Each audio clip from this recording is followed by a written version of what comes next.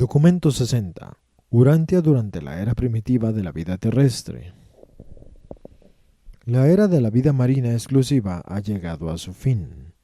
Todos los siguientes factores conspiraron enormemente a cambiar el clima global en todas las regiones bien apartadas de la zona ecuatorial. La elevación terrestre, la corteza y océanos en enfriamiento, la restricción y consiguiente profundización del mar, acoplados con un gran aumento de tierra en las latitudes ecuatoriales. Las épocas finales de la era anterior constituyeron efectivamente la edad de las ranas, pero estos predecesores de los vertebrados de tierra ya no predominaban, habiendo sobrevivido en cantidades muy reducidas. Muy pocos tipos sobrevivieron a las rigurosas pruebas del periodo precedente de tribulación biológica. Aún las esporfitas estuvieron a punto de extinguirse. La edad primitiva de los reptiles. La mayor parte de los depósitos de erosión de este periodo fueron conglomerados, esquisto y arenisca. El yeso y las capas rojas a través de todas estas sedimentaciones, tanto sobre América como sobre Europa, indican que el clima de estos continentes fue árido. Estos territorios áridos estuvieron sujetos a una gran erosión ocasionada por violentos y periódicos aguaceros en las tierras altas circundantes. Se encuentran pocos fósiles en estas capas, pero sí se pueden observar numerosas huellas incrustadas en la arenisca, dejadas por los reptiles terrestres. En muchas regiones el depósito de arenisca roja de 300 metros de espesor que corresponde a este periodo no contiene fósiles. La vida de los animales terrestres no fue continua, sino en ciertas partes de África.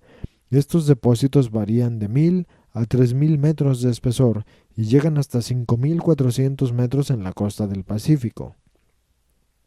En épocas posteriores se introdujo lava violentamente entre medio de muchas de estas capas. Los acantilados del río Hudson se formaron mediante la extrusión de lava basáltica entre estos estratos triásicos. La acción volcánica fue extensa en diferentes partes del mundo. Se pueden encontrar depósitos de este periodo en Europa, máxime en Alemania y Rusia. En Inglaterra, la nueva arenisca roja corresponde a esta época.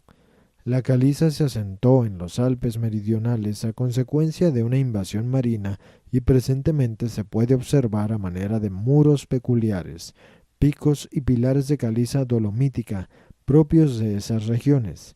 Esta capa se encuentra en toda África y Australia. El mármol de Carrara proviene de tales calizas modificadas.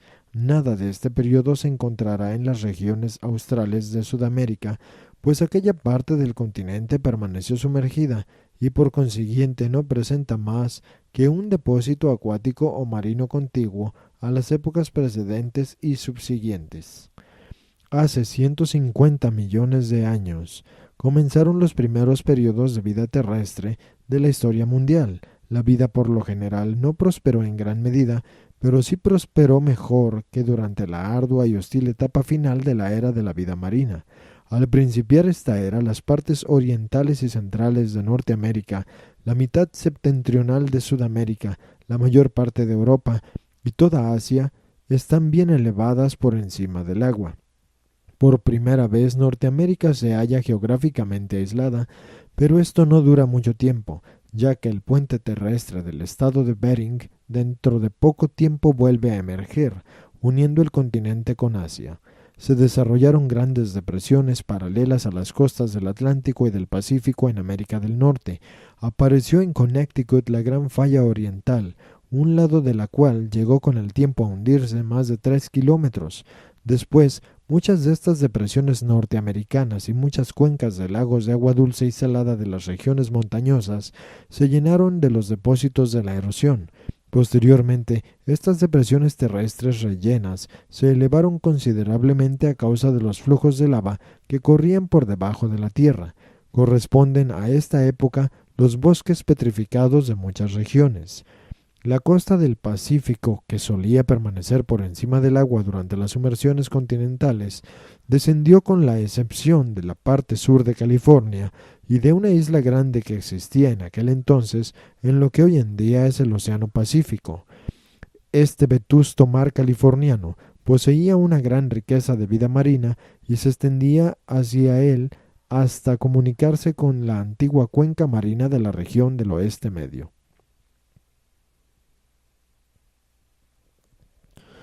Hace 140 millones de años, súbitamente después de una breve aparición de los dos antepasados prerreptiles que se habían desarrollado en África durante la época anterior, los reptiles aparecieron totalmente completos en su forma. Con rapidez se desarrollaron, originando poco tiempo después cocodrilos, reptiles escamosos y finalmente serpientes marinas y reptiles voladores. Rápidamente desaparecieron sus predecesores transitorios. Estos dinosaurios reptiles que iban evolucionando a un paso acelerado, pronto se volvieron los monarcas de esta edad, ponían huevos y se distinguían de todos los demás animales por su cerebro pequeño, que pesaba menos de medio kilo para controlar un cuerpo que con el tiempo llegó a pesar tanto como 40 toneladas. Los reptiles primitivos, sin embargo, eran de menor tamaño, carnívoros y caminaban en forma similar a los canguros, apoyándose sobre sus patas traseras. Tenían los huesos huecos, característicos de las aves, y posteriormente desarrollaron a tener solo 3 dedos en las patas traseras. Por tanto, gran parte de sus pisadas fosilizadas han sido confundidas con las de aves gigantes. Después, evolucionaron los dinosaurios herbívoros. Estos caminaban sobre las 4 patas, y una rama de este grupo desarrolló una coraza protectora. Varios millones de años después aparecieron los primeros mamíferos.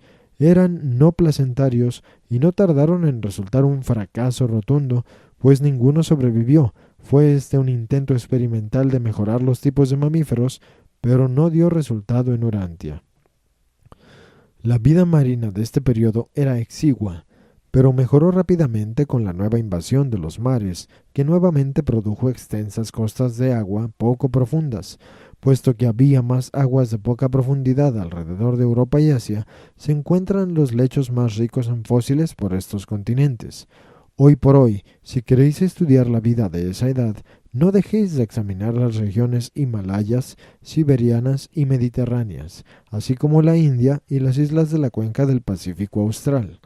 Un rasgo prominente de la vida marina era la presencia de las huestes de los hermosos amonites, cuyos restos fósiles se encuentran por el mundo entero.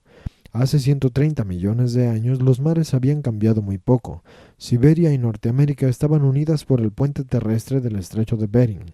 Especies de vida marina abundantes y singulares aparecieron en la costa pacífica de California, donde se desarrollaron más de 1000 especies de amonites a partir de los tipos superiores de cefalópodos. Los cambios de vida en este periodo fueron en efecto revolucionarios, a pesar de ser transitorios y graduales. Este periodo se extendió a lo largo de 25 millones de años y se conoce como el periodo Triásico, el fin de la edad de los reptiles. Hace 120 millones de años comenzó una nueva fase de la edad de los reptiles.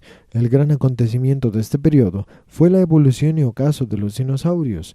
La vida animal terrestre alcanzó su máximo desarrollo en cuanto al tamaño y al finalizar esta edad había prácticamente perecido esfumándose de la faz de la Tierra. Los dinosaurios evolucionaron en todos los tamaños, desde una especie de poco más de medio metro de largo hasta los enormes dinosaurios no carnívoros de casi 23 metros de largo, a los cuales, hasta la fecha, ninguna criatura viviente les ha igualado en tamaño. El más grande de los dinosaurios se originó en el oeste de América del Norte. Estos monstruosos reptiles están enterrados en todas las regiones de las montañas rocosas a lo largo del entero litoral atlántico de Norteamérica, en Europa Occidental, Sudáfrica y la India, pero no en Australia. Estas macizas criaturas se hicieron menos activas y fuertes a medida que crecían en tamaño, pero requerían una cantidad tan desmesurada de alimentos, y la tierra estaba tan atestada de ellos que literalmente se murieron de hambre y se extinguieron, pues carecían de la inteligencia para sobrellevar la situación. En este momento la mayor parte del este de Norteamérica, que durante mucho tiempo había estado elevada, había bajado de nivel y había sido arrastrada hacia el océano Atlántico, de tal modo que la costa se extendía varios cientos de kilómetros más allá de donde llega hoy. La parte oeste del continente aún estaba elevada, No obstante, estas regiones inclusive después fueron invadidas por el Mar del Norte y el Pacífico, que se extendieron hacia el este hasta la región de Black Hills en Dakota del Sur. Esta era una edad de agua dulce, que se caracterizaba por muchos lagos interiores, tal como lo acusan los abundantes fósiles de agua dulce de los llamados lechos de Morrison, en Colorado, Montana y Wyoming. El espesor de estos depósitos combinados de agua dulce y salada varía de 600 a 1500 metros. Muy poca caliza, sin embargo, está presente en estas capas. El mismo mar polar que tanto se extendió hacia el sur por Norteamérica, asimismo cubrió toda Sudamérica, salvo la incipiente cordillera de los Andes. Se inundó la mayor parte de China y Rusia, pero la invasión acuática fue la mayor en Europa. Durante esta sumersión se sentó la bella piedra litográfica de Alemania meridional, aquellos estratos en los que se conservan como si fueran de ayer mismo fósiles tales como las delicadísimas alas de insectos antiguos. La flora de esta edad era muy similar a la edad anterior. Persistían los helechos, en tanto que las coníferas y pinos se iban asemejando cada vez más a las variedades de hoy en día. Aún se estaban formando un poco de carbón a lo largo de las márgenes del Mediterráneo. El retorno de los mares mejoró el clima, los corales se propagaron hasta las aguas europeas, atestiguando que el clima seguía siendo suave y estable, pero no volvieron a aparecer jamás en los mares polares, que poco a poco iban enfriándose. La vida marina de estos tiempos se mejoró y se desarrolló considerablemente, sobre todo en las aguas europeas. Tanto los corales como los crinoideos aparecieron temporalmente en mayores cantidades que en tiempos pasados. Sin embargo, los amonites dominaban la vida invertebrada de los océanos. Su tamaño medio iba de 7 a 10 centímetros, aunque una especie alcanzó un diámetro de 2 metros y medio. Las esponjas estaban en todas partes y seguían evolucionando, las sepias así como las ostras. Hace 110 millones de años, continuaban desplegándose los potenciales de la vida marina. Entre las destacadas mutaciones de esta época figuró el erizo de mar, los cangrejos, las langostas y otros tipos modernos de crustáceos se desarrollaron plenamente. Se produjeron marcados cambios en la familia de los peces, apareciendo por primera vez un tipo de esturión. Sin embargo, las feroces serpientes marinas descendientes de los reptiles terrestres aún infestaban todos los mares y amenazaban con aniquilar la entera familia de los peces. Esta seguía siendo la edad de los dinosaurios por excelencia. Atestaron estos la Tierra hasta tal punto que dos especies se adaptaron al agua para subsistir durante el precedente periodo de la invasión marina. Dichas serpientes de mar representan un paso atrás en la evolución, en tanto que algunas especies nuevas iban haciendo progresos. Ciertas especies se quedan estancadas y otras tienden a retroceder, revirtiendo un estado anterior. En efecto, así sucedió con estos dos tipos de reptiles que abandonaron el medio terrestre. Andando el tiempo, las serpientes de mar crecieron tal tamaño que se hicieron muy lerdas, y con el tiempo perecieron porque no tenían el cerebro lo bastante grande para proteger sus enormes cuerpos. Su cerebro pesaba menos de 50 gramos, y eso que estos descomunales ictiosaurios algunas veces alcanzaban 15 metros de largo y en su mayoría superaban los 11 metros. Los cocodriloideos marinos también constituyeron una reversión del tipo de reptil terrestre, mas a diferencia de las serpientes marinas, estos animales siempre volvían a la tierra para poner sus huevos. Poco tiempo después de que dos especies de dinosaurios emigraron al agua en un vano intento de preservarse a sí mismos, otros dos tipos se vieron obligados a alzar el vuelo debido a la encarnizada competencia de la vida terrestre. Pero estos pterosaurios no fueron los antepasados de los verdaderos aves de las edades subsiguientes. Evolucionaron de los saltarines dinosaurios de hueso hueco, y sus alas eran en formación similar a las de los murciélagos, con una envergadura de 6 a más de 8 metros. Estos reptiles voladores antiguos alcanzaban en su desarrollo físico 3 metros de largo y tenían mandíbulas separables muy parecidas a las de las culebras modernas. Durante un tiempo, estos reptiles voladores parecieron ser un éxito. pero no consiguieron evolucionar de una manera que se les permitiera sobrevivir como aeronavegantes. Representan la ascendencia de las especies de aves que no sobrevivieron.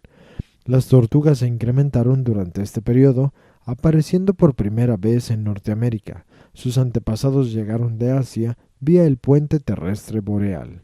Hace 100 millones de años la edad de los reptiles se fue acercando a su fin. A los dinosaurios, a despecho de su enorme masa, les faltaba poco para ser en efecto animales sin cerebro. Carecían de la inteligencia necesaria para conseguir comida suficiente para alimentar un cuerpo de semejante tamaño, y así perecieron estos lerdos reptiles terrestres en cantidades cada vez mayores. De este momento en adelante, a la evolución les seguirá el desarrollo de los cerebros. No el tamaño físico, y el desarrollo de los cerebros caracterizará cada época sucesiva de la evolución animal y del progreso planetario. Este periodo, que englobó el apogeo y el principio de la decadencia de los reptiles, duró casi 25 millones de años y se conoce como periodo Jurásico. La etapa Cretácea, el periodo de las plantas foríferas, la edad de las aves. El gran periodo Cretáceo deriva su nombre del predominio en los mares de los prolíficos forminíferos, productores de Creta o Greda. Este periodo acerca Urantia al final del prolongado dominio de los reptiles y presencia la aparición en la Tierra de plantas floríferas y fauna avícola. Estos también son los tiempos en que termina la deriva de los continentes hacia el oeste y sur, acompañado de formidables deformaciones de la corteza y erupciones de lava concomitantes y vastas, y de grandes actividades volcánicas. Cerca del final del periodo geológico precedente, gran parte de la tierra continental estaba elevada por encima del nivel del mar, aunque hasta este momento no había picos montañosos, pero a medida que continuaba la deriva terrestre continental, ésta topó con el primer gran obstáculo en el fondo profundo del Océano Pacífico. Esta contención de las fuerzas geológicas dio ímpetu a la formación de la entera vasta cordillera septentrional y meridional, extendiéndose desde Alaska por México hasta el Cabo de Hornos. De este modo, este periodo se convierte en la etapa moderna de la formación de las montañas, de la historia geológica. Anteriormente a estos tiempos había pocos picos, tan solo lomas elevadas de gran altura y de gran anchura. La cordillera de la costa del Pacífico iba elevándose, pero estaba situada 1100 kilómetros al oeste de la costa de hoy en día. Las sierras comenzaban a formarse, siendo sus estratos de cuarzo, que contienen oro, fruto de las erupciones de lava de esta época. En la parte este de Norteamérica, la presión ejercida por el Atlántico también actuaba para ocasionar una elevación de la Tierra. Hace 100 millones de años, el continente norteamericano y una parte de Europa estaban bien elevados sobre el agua.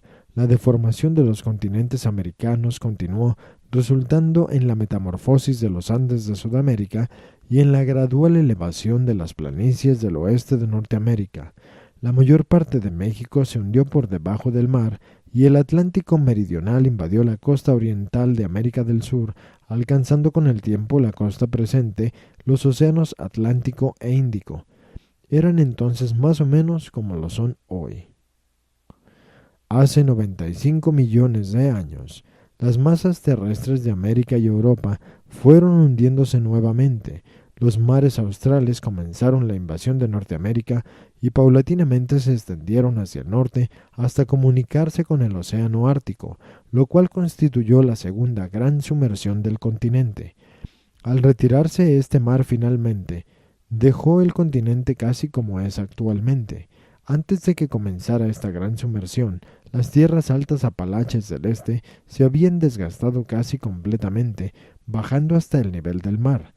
Las policromas, capas de la arcilla pura que hoy se utilizan para fabricar losa de barro, se asentaron sobre las regiones costeras del Atlántico durante esta edad, teniendo las capas un espesor medio de unos 600 metros. Grandes acciones volcánicas acontecieron al sur de los Alpes y a lo largo de la presente cordillera costal de California. Las mayores deformaciones de la corteza en millones y millones de años se produjeron en México. Ocurrieron, además, grandes cambios en Europa, Rusia, Japón y en la parte austral de Sudamérica. El clima se hizo cada vez más diverso. Hace 90 millones de años, las angiospermas surgieron de estos primitivos mares cretáceos y poco tiempo después invadieron los continentes. Estas plantas terrestres aparecieron súbitamente junto con las higueras, las magnolias y los tulipameros. Poco tiempo después se propagaron por Europa y por las planicies del oeste de Norteamérica. Las higueras, los árboles de pan y las palmeras. No apareció ningún animal terrestre nuevo.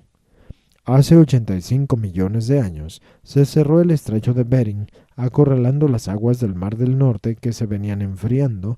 Hasta entonces la vida marina de las aguas del Atlántico, del Golfo y del Océano Pacífico habían diferido considerablemente, debido a las variaciones de temperatura de estas dos extensiones de agua, la cual para entonces se hizo uniforme. Los depósitos de marga, de greda y arenisca verde le prestan el nombre a este periodo. Las sedimentaciones de estos tiempos son abigarradas, consistentes en greda, esquisto, arenisca y pequeñas cantidades de caliza, junto con carbón inferior o ignito, y en muchas regiones contienen petróleo. Estas capas tienen un espesor que varía de 60 a 3.000 metros en algunos lugares del oeste de Norteamérica y en numerosas localidades europeas. Se puede observar estos depósitos por los bordes orientales de las montañas rocosas en las estribaciones de cuesta arriba. Por el mundo entero estos estratos están impregnados de greda y estas capas de semirroca porosa recogen agua en los afloramientos inclinados y la transportan hacia abajo para proporcionar la fuente de agua de gran parte de las presentes regiones áridas de la Tierra. Hace 80 millones de años ocurrieron grandes perturbaciones en la corteza terrestre. El avance de la deriva continental hacia el oeste se iba paralizando y la inmensa energía del lento impulso de la masa continental que venía a la saga desmoronó la costa del Pacífico de Norteamérica, así como la de Sudamérica, e inició profundos cambios consiguientes a lo largo de las costas pacíficas de Asia. Esta elevación terrestre alrededor del Pacífico, que culminó en las cordilleras presentes, tiene una longitud de más de 40.000 kilómetros. Los solevantamientos que acompañaron su surgimiento fueron las mayores deformaciones de superficie que se hayan producido desde que apareciera la vida en Urantia. Los flujos de lava, tanto por encima como por debajo de la Tierra, fueron cuantiosos y vastos. 75 millones de años atrás se produce el fin de la deriva continental. Desde Alaska hasta el Cabo de Hornos ya estaban completas las cadenas de montañas de la costa del Pacífico, aunque hasta este momento había pocos picos. La fuerza propulsoria contraria a la deriva continental, que se había parado, continuó elevando las planicies del oeste de Norteamérica, mientras que en el este de los desgastados montes Apalaches de la región del litoral oriental se proyectaban abruptamente hacia arriba casi sin declive. Hace 70 millones de años acontecieron las deformaciones de la corteza relacionadas con la máxima elevación de la región de las montañas rocosas. Un gran segmento de roca se solevantó 24 kilómetros en la superficie de la Columbia Británica. Aquí las rocas cámbricas fueron impulsadas en un plano oblicuo respecto de las capas cretáceas. Por la vertiente oriental de las montañas rocosas, cerca de la frontera con Canadá, se dio otra espectacular alteración geológica. Aquí se pueden encontrar las capas de piedra formadas anteriormente a la vida, que se habían solevantado por encima de los depósitos cretáceos, siendo estos en ese entonces los más recientes. Esta fue una edad de actividad volcánica en todo el ámbito global que dio origen a numerosos pequeños conos volcánicos aislados. En la región sumergida del Himalaya estallaron volcanes submarinos. Gran parte del resto de Asia, inclusive Siberia, aún estaba sumergida. Hace 65 millones de años se produjo una de las mayores erupciones de lava de todos los tiempos. Se pueden encontrar las capas de los depósitos de estas y de anteriores erupciones de lava por todas las Américas, África del Norte y del Sur, Australia y partes de Europa. Los animales terrestres habían cambiado muy poco, pero debido al mayor surgimiento continental, sobre todo en Norteamérica, se multiplicaron a un paso acelerado. La mayor parte de Europa estando sumergida, Norteamérica fue el gran campo de la evolución de los animales terrestres de esos tiempos. El clima seguía siendo templado y uniforme. Las regiones árticas gozaban de condiciones meteorológicas muy parecidas a las del clima de hoy en Norteamérica Central y Meridional. La vida vegetal estaba evolucionando intensamente entre las plantas terrestres, predominaban las angiospermas y aparecieron por primera vez muchos árboles de los tipos presentes, incluyendo hayas, abedules, robles, nogales, sicomoros, arces y palmeras modernas. Abundaban las frutas, hierbas y cereales, y estas hierbas y árboles semilláferos fueron para el mundo vegetal lo que los antepasados del hombre fueron para el mundo animal. Su importancia evolutiva tan solo fue superada por la aparición del hombre mismo. Súbitamente y sin gradación previa, la gran familia de plantas floríferas se transformó por mutación. Esta flora nueva se diseminó por el mundo entero. Hace 60 millones de años, aunque los reptiles terrestres estaban en decadencia, los dinosaurios continuaron en calidad de monarcas de la Tierra, tomando ahora la delantera los tipos más ágiles y activos de dinosaurios carnívoros de la variedad saltadora, similar a los canguros. Pero en algún momento anterior,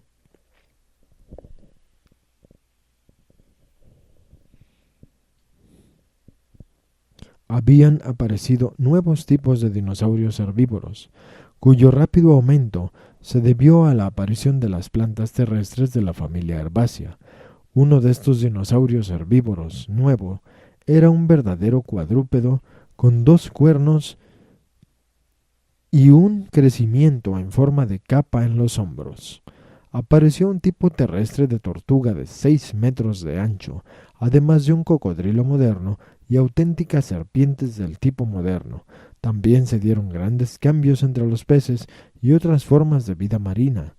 Las primeras aves zancudas y nadadoras de las edades anteriores no prosperaron en el aire, tampoco lo hicieron los dinosaurios voladores. Estas fueron especies de corta existencia que se extinguieron al poco tiempo, sufrieron el mismo destino de aniquilación de los dinosaurios, ya que tenían muy poca substancia cerebral en proporción con su tamaño corporal.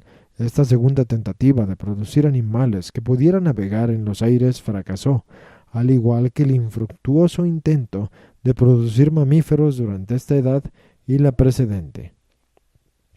Hace 55 millones de años, lo que marcó la marcha evolutiva fue la súbita aparición de la primera especie auténtica de ave, una pequeña criatura parecida a la paloma, que fue la predecesora de toda la fauna avícola. Este fue el tercer tipo de criatura voladora que apareció sobre la Tierra y surgió directamente del grupo de los reptiles, no de los dinosaurios voladores que eran coétanos, ni de los anteriores tipos de aves terrestres dentadas. Así pues, esta llega a conocerse como la edad de las aves, así como la edad de la decadencia de los reptiles. El fin del periodo de la Greda. Se aproximaba a su fin el gran periodo Cretáceo, y su terminación marca el final de las grandes invasiones marinas de los continentes, especialmente en Norteamérica, donde se habían producido precisamente 24 grandes inundaciones. Aunque hubo sumersiones menores subsiguientes, ninguna de estas se puede equiparar con las vastas y prolongadas invasiones marinas de esta edad y otras anteriores. Estos periodos alternos de dominio del mar y de la tierra ocurrieron en ciclos de 1.000.000 de años cada uno.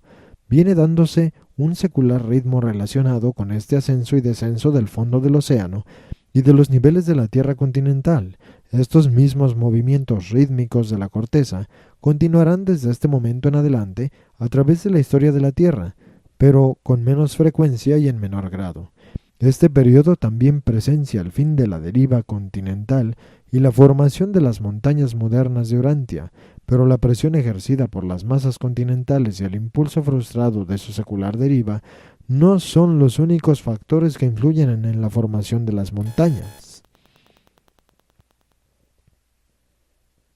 El factor principal y subyacente que determina el emplazamiento de una cordillera es la existencia previa de tierras bajas o de presión que se han rellenado con los depósitos comparativamente más ligeros, ocasionados por la erosión de la tierra y por el desplazamiento de los mares durante las edades precedentes. Estas áreas de tierra más ligeras tienen a veces un espesor de 4.500 a 6.000 metros, por lo tanto cuando la corteza está sujeta a una presión, sea cual fuere su origen, estas áreas más ligeras son las primeras en desmoronarse, plegarse y solevantarse para compensar las fuerzas y presiones contendientes y contrapuestas que actúan sobre la corteza de la Tierra y por debajo de ella. En algunas ocasiones, estos solevantamientos de tierra ocurren sin plegamiento, mas con respecto al surgimiento de las montañas rocosas, se produjeron grandes plegamientos y ladeos, acoplados con colosales solevantamientos de las distintas capas, tanto por debajo como por encima de la superficie. Las montañas más antiguas del mundo están ubicadas en Asia, Groenlandia y Europa septentrional, entre los más antiguos sistemas que van de este a oeste. Las montañas de edad mediana están en el grupo que circunda el Pacífico y en el segundo sistema de este a oeste de Europa, que se originó alrededor de esta época. Este gigantesco solevantamiento viene a medir 16.000 kilómetros de largo, extendiéndose desde Europa hasta las elevaciones terrestres de las Antillas.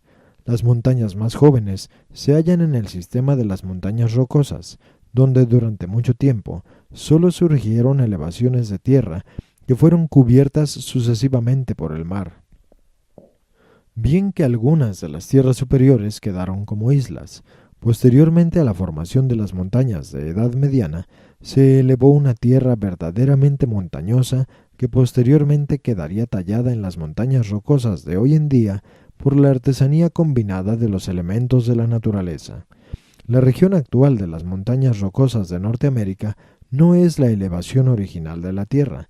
Hace mucho tiempo, la erosión arrasó con aquella elevación y luego la volvió a elevar. Hoy día, la cordillera delantera es todo lo que queda de los restos de la cordillera original que se volvió a elevar. Los picos Pikes y Longs son destacados ejemplares de esta actividad de las montañas, habiendo sobrevivido a 2 o más generaciones de ellas. Estos dos picos mantuvieron la cabeza por encima del agua durante varias inundaciones precedentes. Biológica y geológicamente, esta fue una edad pletórica y activa tanto sobre la tierra como debajo del agua. Proliferaron los erizos de mar, en cambio los corales y crinoideos disminuyeron. Los amonites, de preponderante influencia durante una edad anterior, también menguaron en forma acelerada. Sobre la tierra los pinos y otros árboles modernos, inclusive las gigantescas secoyas, reemplazaron en gran parte a los bosques de helechos. Hacia fines de este periodo, aunque el mamífero placentario no ha evolucionado todavía, está plenamente preparado el escenario biológico para la aparición en una edad posterior de los primeros antepasados de los futuros tipos de mamíferos. Así termina una larga era de evolución mundial que va desde la primera aparición de la vida terrestre hasta los tiempos más recientes de los antepasados inmediatos de la especie humana y sus ramas colaterales. Esta, la edad Cretácea, engloba 50 millones de años y lleva a su término la era premamífera de la vida terrestre, que abarca un periodo de 100 millones de años y que se conoce como la era mesozoica. Presentado por un portador de vida de Nevadon, asignado a Satania presentemente trabajando en Urantia.